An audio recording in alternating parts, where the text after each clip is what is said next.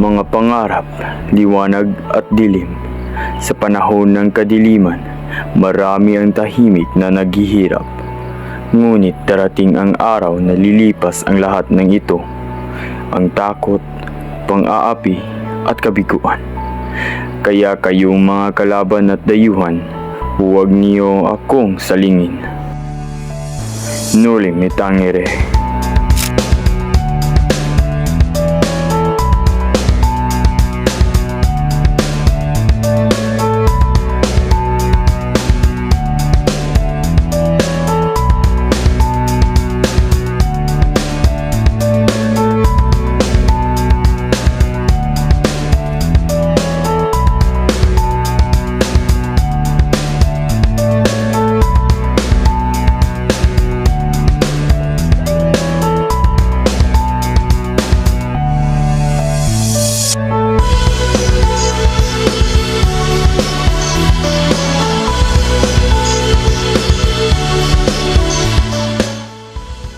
Pag-ibig, pagdurusa at paghihimagsik, nag-aalab para sa katarungan at kalayaan. Sa ilalim ng kasiyahan, nagtatago ang laban ng bagong pag-asa at lumang kapangyarihan. Hindi ba niyo batis na marami sa mga Indio ang mangmang? Hindi nyo babatid na sa tahanan tayo ng isang Indio? Maaring masasatan si Kapitan Tiago. Matagal na niyang iniisip na siya ay di na Indio. Mga kaibigan, andito na si Crisostomo Ibarra. Buenos noches mga kaibigan, at sa mga kura ng aking bayan, at sa matalik na kaibigan ng aking ama, Padre Damaso. Patawarin mo ako sa aking kamalian. Hindi ka nagagamali, ngunit hindi ako kaibigan ng iyong ama. Kayo nga ba yung anak ni Don Rafael Ibarra? Opo, Senyor Teniente. Maligayang pagdating. Senyor Ibarra, sa 7 taon sa Europa, ano ang pinakamahalagang natutunan mo? Kalayaan o pag-alipin ng bansa ang nagdidikta ng kasaganahan nito. Lustayin mo ang yaman mo sa ganyang ideya. Bulag ka! Nagpapasalamat ako at palagay ang loob ng dating kura sa akin. Naway pagpapaumanin niyo ako, mahabang biyahe at may aasikasuhin pa ako bukas. Para sa Espanya at Pilipinas! Para sa Espanya at Pilipinas!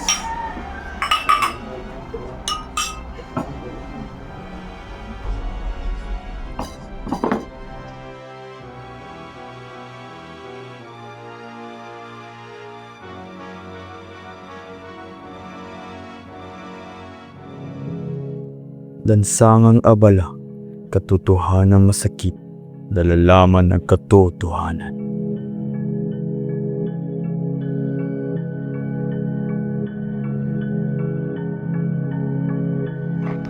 Senyor Ibarra, Uy, Teniente, ikaw pala yan. Pinulat mo ako. mag-ingat kayo, senyor. Maging aral ang nangyari sa mama. Tila may alam kayo sa pagkamatay ng aking ama. Anong nangyari? Ang iyong ama, namatay sa bilangguan. Sa bilangguan? Hindi kaya nagkakamali kayo? Hindi ako nagkakamali. Si Don Rafael, ang pinagbintangang erehe at filibustero ni Padre Damaso. Bakit nangyari yun? Bakit siya kinulong? Sa kasamaang palad, namatay ang kolektor pagkatapos ng insidente. Ikunulong ang iyong ama, tinakwil ng lahat at tinawag na erehe at filibustero. Sa kulungan, bumagsak ang kanyang kalusugan hanggang namatay. Kaya pala, hindi sinabi ni Captain Tiago. Ama ko. Pagmamahal at pangamba, pagkahalong damdamin sa kanilang muling pagkikita. Bakit wala pa siya? Magandang araw, Tia Isabel. Magandang araw din, iha. Nandito na si Maria Clara. Sandali lang, tatawagin ako. Maria Clara, nandito na si Ibarra.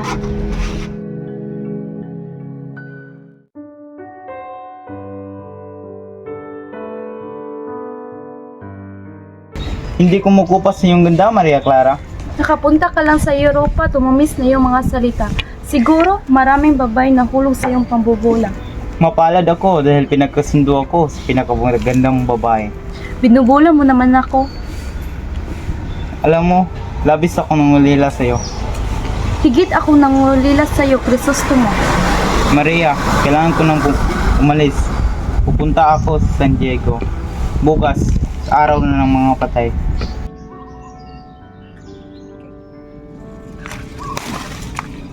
Ito, paibala sa iyong ama mo. Salamat, mahal ko. Dito muna ako. Mag-ingat ka, mahal kong Crisostomo.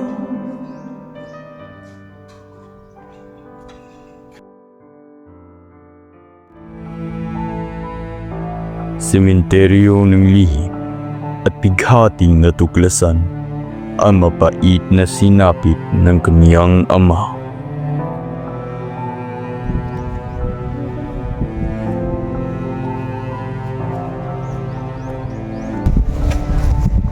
Nasaan ang malaking cross? Sinunod na yun. Sinunog? Ba't ginawa mo? Napagutusan ako sa malaking kura. At ang bangkay ng aking ama, nasaan? Sabi ng kura, ilibing ko daw sa libingan ng mga ichik. At ginawa mo? Pasensya senyor, masyadong mabigat. Umulan din po kasi sa gabing iyon, kaya tinapon ko na lang sa ilog. Ang bangkay ng aking ama, tinapon. Anong ginawa mo sa aking ama? Hindi ako, wala akong kinalaman dito. Ano wala? Sagutin mo ako! Hindi ako, si Padre Damaso yung may utos.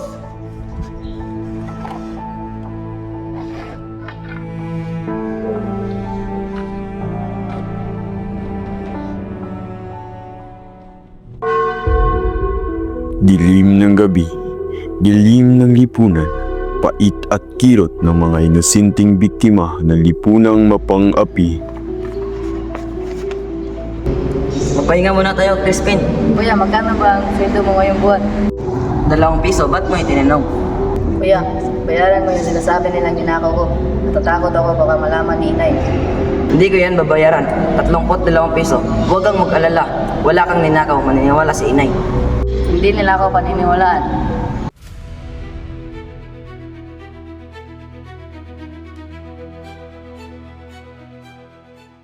Huy Basilio, 2 reel na multa mo sa hindi maayos na pagpapatunog ng kapan. At ikaw, Crispin, hindi ka uuwi hanggat hindi mo ibinabalik ang ginagawa mo. Wala po akong ninakaw. Huwag po, pagbigyan niyo po kami. Matagal na po hindi namin nakikita si inay. Kuya, tulungan mo ako. Kuya, matay na lang ako. Masarap na pagkain to. May pagkain ba? Oo, may pagkain. Nasaan? Bilisan mo.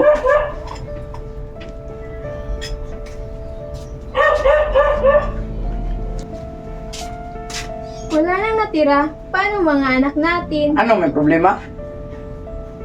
Asan ang mga anak natin? Nasa kumbento, uuwi rin sila. Kawawa naman ng mga anak ko. Inay! Anak ko, anong nangyari? Bakit ka umiiyak? Nakatakas po ako, inay. Si Crispin iniiwan sa komento. Binagbintangan pa siya ng nagnakaw. Ninakawan daw? Ang mabait kong anak? Bakit kailangan tayong magdusa? Dahil mahirap lang tayo? Inay! Diyos ko, anong gagawin ko? Sa mapang-aping lipunan, inay nagturusa hawak ang hinagpis ng pagkawala. Ikaw ba si Sisa? Ang ina ng magnanakaw? Ako po si Sisa, pero hindi po pagnanakaw ang mga anak ko. Sabihin mo na kung saan mo itinago si Crispin. Hindi ko siya nakikita ng ilang araw. Isasauli mo ang pirang ninakaw ng anak mo. Senyor, hindi po sila magnanakaw. Kahit gutom kami, hindi nila yun magagawa. Kung yan ang gusto mo, ikaw ang ikukulong hanggang sa isauli mo ang pera. Halika dito! Halika dito! Chris Basilio, nasaan na kayo? Nasaan na kayo? Crispin, Basilio, nasaan na kayo? Ano nangyari dito? David si Basilio, dugo ng anak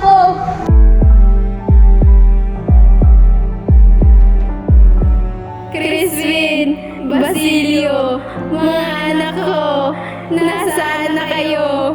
Ang mga anak ko, mga magnanakaw. Ako ang ina ng mga magnanakaw.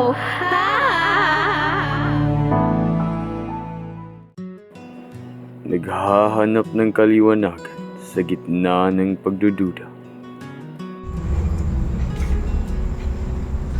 Nabala ko po ata kayo, pilosopo. Marin, nariyan pa na kayo, Ginoo. May paglilingkod pa ako sa inyo. Ba't kayo nagsusulat ng hieroglipiko? Sumusulat ako para sa inaharap. Baka hindi ito pinapahalagahan ngayon. Ngunit, nang ang susunod, nasa linlahi matatalino. Anong wika po kayo sumusulat? Sa sariling wika natin, Tagalog.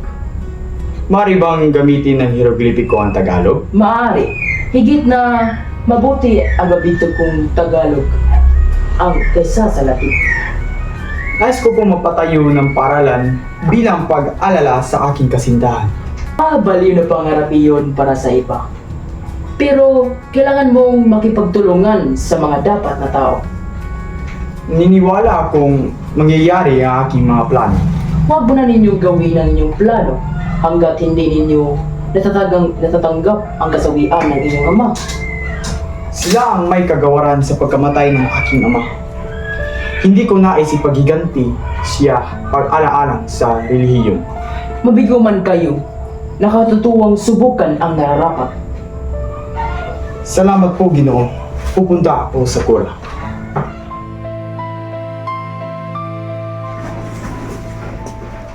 Magandang hapon, mahal ko. Magandang hapon rin, mahal ko.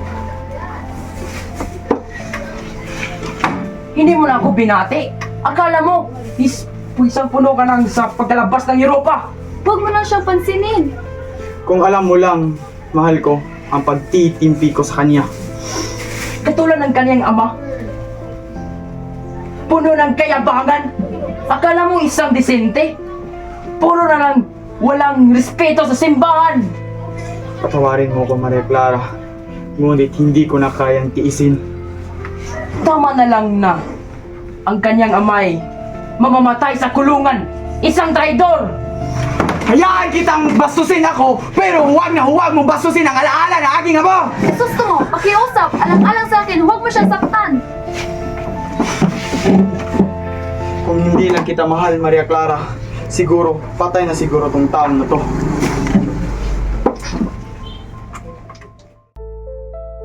Madugong sagupaan ang pagdurusa sa ilalim ng pang-aabuso.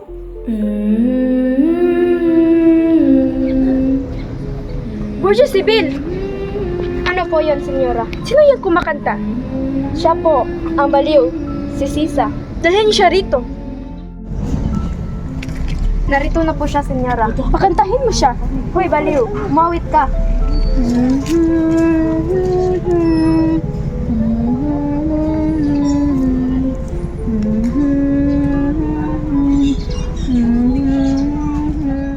Magaling, Guardia Civil. Maaari ka nang umalis.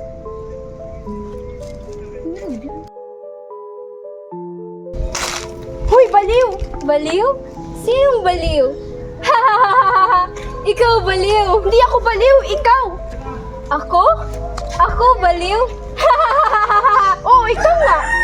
Hindi! Ikaw ang baliw! Aray! Aray! Konsolasyon, ano ba itong ginagawa mo? Bitawan mo ako, tuturuan ko na ng leksyon ang baliw na yan. Tumigil ka nga, hindi ka na naawa. May sira ka na rin talaga, no? Dugo? Basilio? Crispin?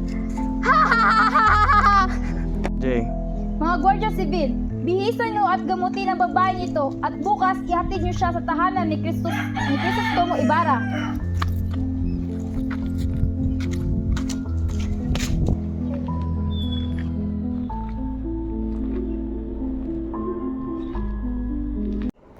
so guys, yung mga remaining na kabanata ay papart 2 na namin kasi yung outro at yung iba pang sumusunod na kabanata ay di na namin kaya kasi tomorrow na namin ipapas yung performance namin. At saka, yun lang yun. Salamat sa pagpapanood sa aming No Limit Angere short film. So, yun lang yung lahat, guys. At saka pa, hinahantok na kasi ako eh. So, susunod na lang. Bites. Guys, salamat.